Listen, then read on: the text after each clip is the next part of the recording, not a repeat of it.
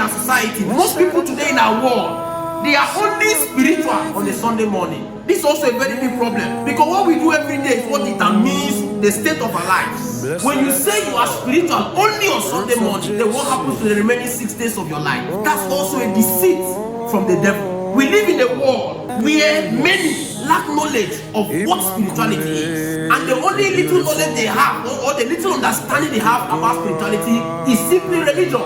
Going to church, being engaged in church activities and many programs. Are we saying that going to church is not an act of spirituality? No, that's not what we mean. But what we are saying is that when you try to please a God you lack knowledge of, when you try to reach out to a God in which you are totally ignorant of, what you are simply doing is what?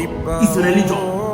Spirituality is summarized in having a revelation of the knowledge of God in whom you are called to serve. See, there are many people on earth today who understand the God they are serving. Many people who belong to the occult, they have knowledge of the God they are serving. That is why they are spiritual, but their spirituality is in the negative.